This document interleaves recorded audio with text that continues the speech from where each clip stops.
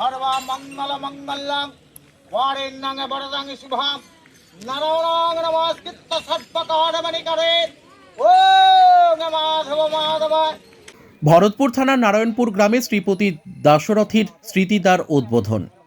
মুর্শিদাবাদ জেলার ভরতপুর থানার আমলাই গ্রাম পঞ্চায়েতের নারায়ণপুর গ্রামে এক সমাজসেবীর নিজের অর্থ ব্যয় এই দ্বার তৈরি করেন ও আজ উদ্বোধন করেন মুক্তচাঁদ ভট্টাচার্য।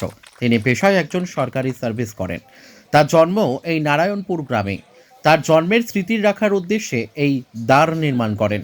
এই গ্রামের একটি স্মৃতিপূর্ণ ঘটনা। 200 বছর আগে নাম ছিল মৃত্তিকাপুর।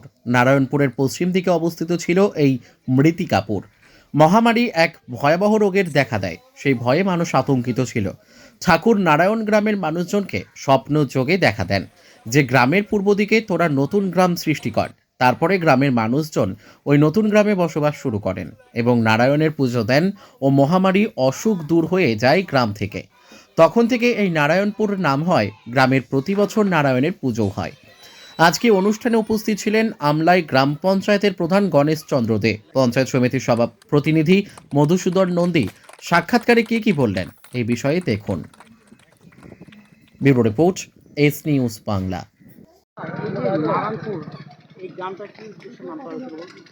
এই নারায়ণপুর নামটা হচ্ছে একটা, এই নামটা জানতে গেলে একটা বড় ইতিহাস আছে, সেটা সামথিং আমি অল্প কিছুর মধ্যে বলছি।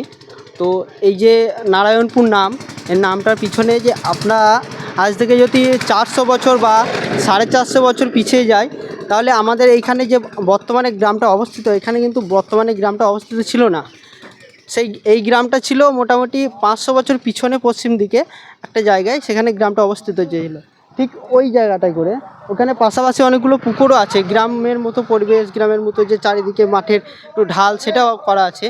তো তখন কি হয়েছিল যে একটা বড় ধরনের মহামারী এসেছিলো। সেই মহামারীর কারণে সমস্ত গ্রামের মানুষ ভয়ে আতঙ্কিত হয় এবং প্রায় ঘরেই মহামারী ছিল। এই কারণে তখনকার মানুষ তো একটু আধ্যাত্মিক লেভেলের ছিল, তো তখন হয়তো কোনো রকম স্বপ্নতে বা কোনো রকম তন্ত্রমন্ত্রে বা ধ্যানের মাধ্যমে জানতে পারে যে এখান থেকে আমাদের চলে যাওয়াটাই বেস্ট।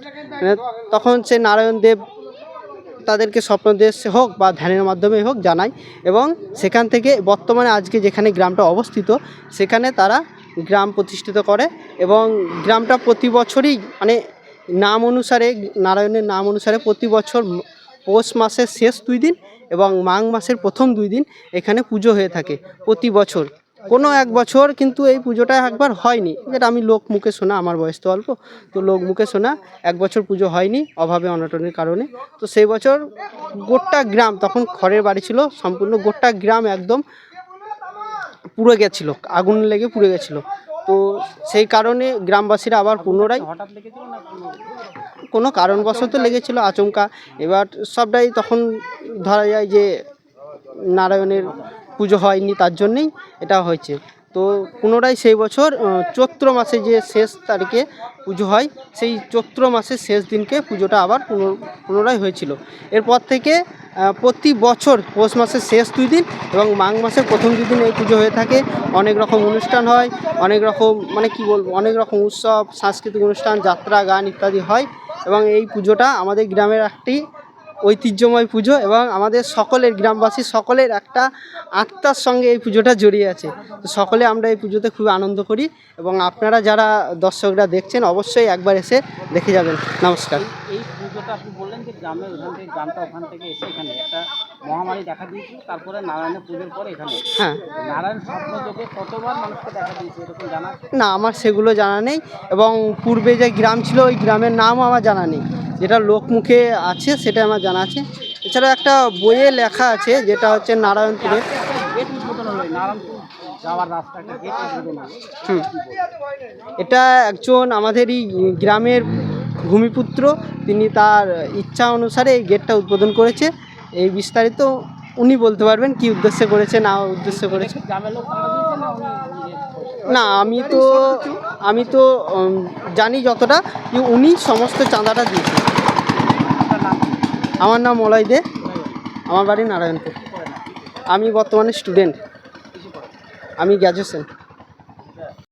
এই যে নারায়ণপুর আজকে একটা গেট উদ্বোধন হচ্ছে গ্রামের, এবং এই নারায়ণপুর আগে একটা গ্রাম ছিল আপনার পাশ পশ্চিম দিকে নারায়ণপুরের পশ্চিম দিকে গ্রাম ছিল, সেই গ্রামটা কি নাম ছিল এবং সেই গ্রামটা কেন পরিবর্তন হয়ে নাম পরিবর্তন হলো?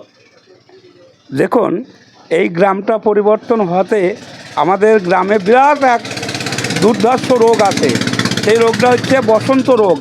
বসন্ত রোগ থেকে মানুষ মুক্তি পাওয়ার জন্যে ওখান থেকে সরে এসে ওরা এখানে বসবাস করে, দিয়ে গ্রামের নাম দিয়েছে নারায়ণপুর।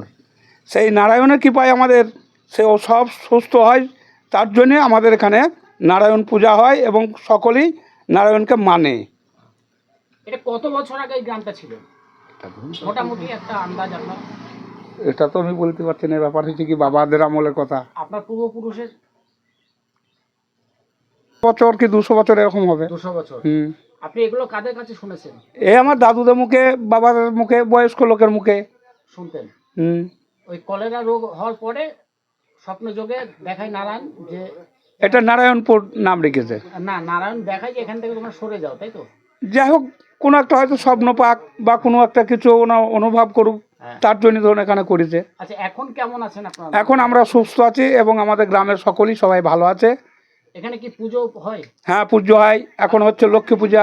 না, হুম। কি পুজো হয়? নারায়ণের পুজো হয়? নারায়ণের পুজো হয়, দুর্গা পুজো, শিব পুজো, মনসা পুজো, কালী পুজো। সবচেয়ে ধুমধামের পুজো কোনটা হয়? এই লক্ষ্মী পূজায় লক্ষ্মী পুজো। নারায়ণপুরে। হ্যাঁ, এই পৌষ মাসের যে সংক্রান্তি যে আমাদের চলছে পুজো এখন। যে নারায়ণের জন্য আপনারা বসবাস করছেন, কলেরা রোগ মুক্ত হয়েছে, সে নারায়ণের পুজো কিরকম হয়?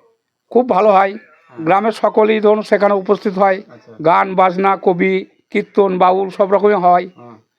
এতে আমাদের খুব আনন্দ হয়।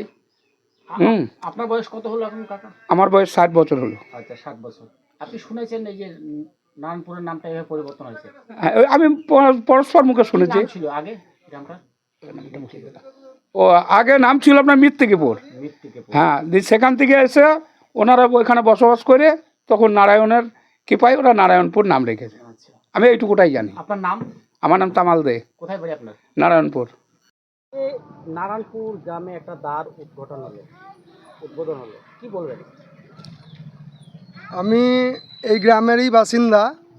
তো দীর্ঘদিন থেকে এটা আগে মৃত্তিকাপুর বলে পরিচয় ছিল, দাদুদের বাবাদের মুখ থেকে শোনা।